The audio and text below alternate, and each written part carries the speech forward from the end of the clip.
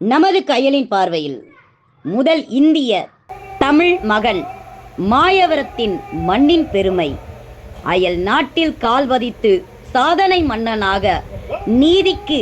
தலைமகனாக திகழ்ந்து பெருமை அளித்த உச்ச நீதிமன்ற தலைமை நீதிபதி உயர் திரு நீதியரசர் திரு துரை கருணாகரன் அவர்களுடன் மனம் திறந்த கலந்துரையாடல் உங்கள் கயலின் பார்வையில் விரைவில்.